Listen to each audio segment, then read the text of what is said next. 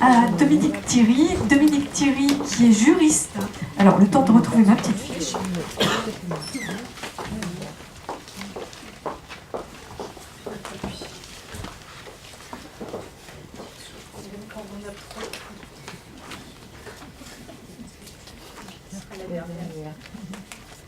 Voilà, c'était la dernière fiche et vous êtes la dernière intervenante de cette journée. Alors Dominique Thierry, je sais que plusieurs personnes dans la salle la connaissent. Elle est juriste spécialisée en droit de la santé auprès de Juris Conseil, Juris Santé, pardon, qui est une association qui conseille et qui offre aux patients de l'Institut de cancérologie Jean Mermoz de Lyon un accompagnement juridique personnalisé. Et vous allez, Dominique, nous parler du retour au travail, à l'emploi, après un cancer. Et vous avez, je crois, un support. Donc je vais vous donner la zapette et le micro et nous vous écoutons. Voilà, donc outre le fait qu'effectivement Juris Santé intervienne auprès de l'hôpital privé Jean Mermoz, on intervient également dans 15 autres établissements de santé France entière.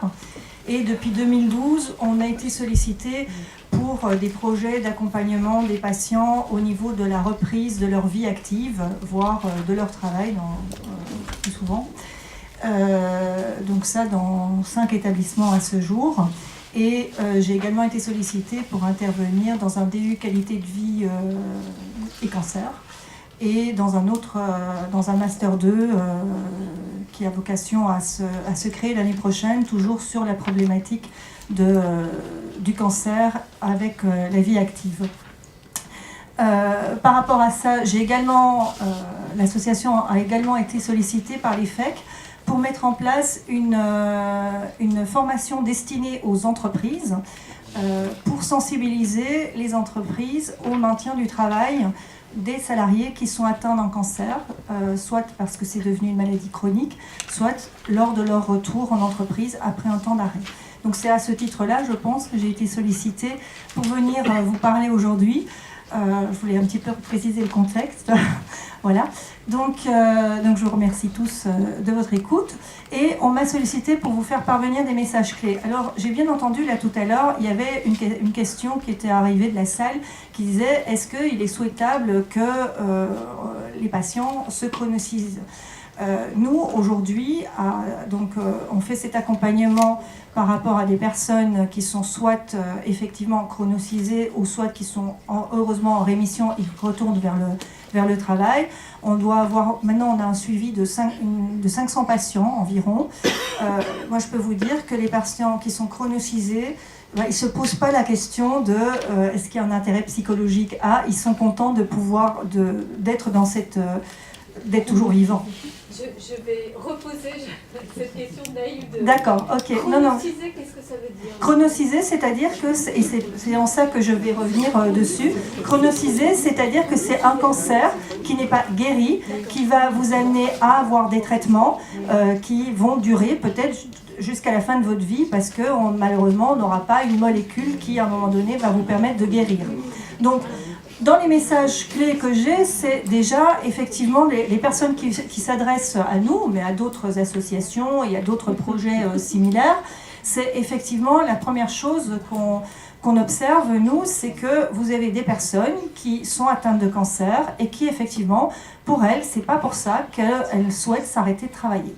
Il y en a qui ont ce désir de maintenir une activité salariée malgré la maladie, ou qui peut-être se sont arrêtées un temps, ont découvert que malheureusement, elles auront des traitements peut-être à vie, mais à ce moment-là, découvrent qu'elles veulent retourner quand même vers l'emploi, vers une vie active, peut-être différente de ce qu'elles vivaient avant, mais en tout cas, elles veulent y retourner. Et ça, c'est à prendre en compte. Alors là, je ferai écho à quelque chose dont vous avez certainement tous entendu parler, c'était l'annonce de Madame Bertinotti, il y a 2 ans en arrière, comme quoi elle avait continué de travailler en tant que ministre alors même qu'elle était atteinte d'un cancer. Est-ce qu'il y avait il y avait eu beaucoup de réactions positives, négatives, peu importe. Moi, le premier message que je tiens à faire passer, c'est que quelle que soit la décision du ou de la patiente, elle est à respecter. Elle est à respecter si la patiente ou le patient souhaite continuer de travailler. Eh bien, l'objectif, c'est d'essayer de trouver les meilleures solutions pour lui permettre de travailler. Et effectivement, l'objectif de la formation qu'on donne en entreprise, qu'on a déjà donné à plusieurs reprises, c'est de sensibiliser l'entreprise en disant c'est pas parce qu'on a eu un cancer qu'on devient une personne contagieuse, une personne qui ne peut plus rien faire. Non, au contraire, parfois le cancer, ça permet de prendre de la hauteur, ça permet de visualiser les choses essentielles, de remettre les choses en perspective, et donc on peut sortir d'un diagnostic de cancer, je dirais, grandi, avec d'autres perspectives à offrir à l'entreprise. Donc quand je vous donne le premier message clé, identifiez votre positionnement, c'est vous, en tant que patient, qu'est-ce que vous voulez pour vous? Qu'est-ce qui est important pour vous? Sans vous laisser culpabiliser parce que vous ne souhaitez pas travailler, c'est votre droit aussi. Et là, je pense que Madame reviendra certainement dessus tout à l'heure. Il peut effectivement être tout à fait bénéfique pour vous, en tant que patient, après l'annonce d'un diagnostic de cancer, de prendre un temps pour vous recentrer sur vous-même, sur votre santé. Et ça doit être entendu. Et ça ne doit pas être « Oh, mais finalement, oh, oui, mais qu'est-ce que tu as comme cancer ? Ah, cancer du sein, oh ben celui-là il se soigne bien, c'est pas terrible. Ou cancer du thyroïde, oh mais c'est bon, ça va. Le cancer de la thyroïde, on s'en sort bien. Cancer de la prostate, oh mais c'est aussi un cancer de bon pronostic. Bon, des échos comme ça, on en entend, nous, chez Juris Santé, tous les jours, des réflexions de ce type-là. Donc, effectivement, identifiez votre positionnement. Qu'est-ce qui est important pour vous? Est-ce que pour vous, c'est important de vous arrêter, de faire une pause, de valider vos priorités pour l'avenir? Est-ce que la priorité, ça va être le travail que vous faites actuellement? Est-ce que c'est réfléchir à ce travail et vous dire peut-être que c'est pas ça que j'ai envie de faire par la suite, et de vous recentrer, de peut-être explorer d'autres potentialités de développement professionnel que vous pourriez avoir, ou que vous pourriez créer aussi. Donc, identifiez ce positionnement. Et ne vous laissez pas déstabiliser par les autres. Les autres ne sont pas vous. Même s'ils ont eu un cancer, même s'ils ont une sclérose en plaques, même s'ils ont une autre pathologie, les autres, ce n'est pas vous. Il n'y a que vous qui pouvez dire pour vous-même ce qui est le mieux. Évidemment, si vous avez un médecin qui vous dit « Écoutez, je comprends que vous ayez très envie de travailler, mais moi je pense qu'il faudrait quand même que vous preniez un temps pour vous occuper d'abord de vous-même », bon, voilà, il y a aussi à entendre le pourquoi le médecin vous dit ça, parce qu'aujourd'hui, quand même, la plupart des oncologues, la plupart des radiothérapeutes, et je parle sous contrôle de Pascal, sont quand même conscients que s'il y a un fort désir de travail, ce désir de travail peut être en soi quelque chose de positif, même au travers de la maladie, mais il y a les contingences des traitements. Les traitements ne sont pas pareils pour tout le monde, les traitements ne sont pas vécus de la même façon par tout le monde, et les traitements aussi ne produisent pas les mêmes effets secondaires sur tout le monde. Donc ça aussi, c'est des choses à tenir en compte. Donc ce positionnement, c'est la première chose qu'il va falloir, sur laquelle vous allez devoir réfléchir. Et là, je vous engage, et nous engageons régulièrement les patients qui viennent nous voir à éventuellement se faire aider par les oncopsychologues qui sont présents dans les services d'oncologie. Donc, ensuite, si vous avez la chance d'être en poste au moment de l'annonce de votre diagnostic, parce que nous, on a à la fois des personnes qui sont en poste, mais on a aussi parfois des personnes qui sont malheureusement déjà au chômage, ou qui vont se retrouver au chômage pendant le temps de la maladie. Donc, il faut impérativement identifier le positionnement de votre entreprise, parce qu'il est une chose d'avoir une entreprise qui est bienveillante, c'est une autre chose d'avoir une entreprise dont on sait déjà qu'ils vont avoir zéro tolérance par rapport à la maladie.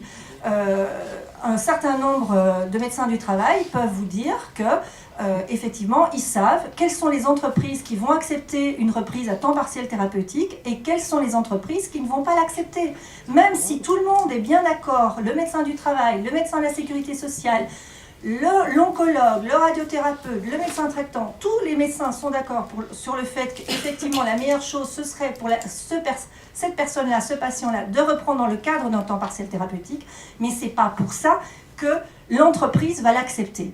Or, avant de déclencher toute la procédure pour initier un temps partiel thérapeutique, moi ce que je conseille, c'est identifier la position de votre entreprise. Est-ce que votre entreprise, elle a la bienveillance nécessaire, la capacité, parfois ce n'est même pas une question de bienveillance, mais c'est une capacité d'organisation à vous accueillir dans le cadre d'un temps partiel thérapeutique. Parce qu'il n'y a rien de plus douloureux que pour les patients que le fait de s'être investi, de se dire, de s'être projeté, je vais retourner travailler. Le médecin me dit, travailler à temps plein, ça ne va pas être possible. Mais je vais pouvoir y retourner 2 jours par semaine, 1 jour par semaine, à mi-temps, un peu plus qu'en mi-temps, je vais pouvoir y retourner. Et puis, il fait le tour de tout le monde et finalement, porte close parce que l'employeur dit non, moi, je refuse le temps partiel thérapeutique. Et ça, il faut savoir que c'est le droit de l'employeur de refuser le temps partiel thérapeutique. Il suffit qu'ils disent, ce n'est pas possible d'un point de vue organisationnel. Par contre, il y a des structures où c'est connu, on sait qu'ils sont pour le temps partiel thérapeutique et qu'ils vont faire le nécessaire pour vous accueillir dans le cadre d'un temps partiel thérapeutique. Donc première chose, c'est aussi, vous avez identifié votre positionnement, identifiez le positionnement de votre entreprise. Et là, je ne le répéterai pas assez, le rôle des médecins du travail est primordial. Rapprochez-vous de vos médecins du travail dans le cadre de vos visites de pré-reprise. Ces visites de pré-reprise, vous n'avez pas à attendre 15 jours, 1 mois avant la reprise, vous pouvez les déclencher à tout moment. À tout moment, vous pouvez aller voir votre médecin du travail et voir avec lui. Voilà, il connaît bien l'entreprise, il peut négocier avec l'entreprise, il va pouvoir vous aider à savoir si oui ou non, potentiellement, cette reprise en temps partiel thérapeutique va être possible. Ensuite, ce que nous, on a constaté, et on l'a encore constaté la semaine dernière en Languedoc-Roussillon, parce qu'on intervient dans le cadre d'un projet qui a été financé par l'INCa auprès de patients, pour lesquels on anime à la fois un atelier collectif et pour lesquels on anime également, grâce à des coachs, des prises en charge individuelles et des accompagnements individuels. La coach était très étonnée parce qu'elle m'a dit « Heureusement que tu m'avais formée ». Parce qu'elle arrive, c'est la première fois qu'elle intervient sur ce secteur. Et il se fait qu'il y avait, vous savez, parfois ça arrive, on est au mois de novembre, donc il y a eu les ponts, etc. Donc pas très bonne communication sur la thématique de l'atelier. Et du coup, les personnes présentes lors de l'atelier n'avaient pas la thématique en tête, mais elles étaient toutes venues avec des questions d'ordre juridique. Et donc, qu'est-ce qu'on a fait? Eh bien, une table ronde, question-réponse juridique. Pourquoi? Parce que effectivement, connaître vos droits, c'est déjà quelque chose d'essentiel par rapport à votre employeur, mais pas que. Pourquoi? Parce que simplement, ça va vous permettre de vous dire « Ah ben oui, est-ce que mon employeur, il a le droit de me demander comment je vais? Quel est mon état de santé? Est-ce qu'il a le droit de me téléphoner ?» Ou à contrario, j'ai parfois des personnes qui me disent « Oui, mais moi, mon employeur, il ne m'a jamais appelé pour me demander comment j'allais. » Oui, mais quand vous savez que légalement, il n'a pas le droit de vous appeler pour vous demander comment vous allez, qu'il n'a juste le droit de vous appeler pour des questions d'organisation de nouveau. Là, oui, il a besoin de savoir votre arrêt de travail se termine le 25 novembre, effectivement. Non, alors on a dépassé, on est le 26. Il se termine la semaine prochaine, le 1er décembre.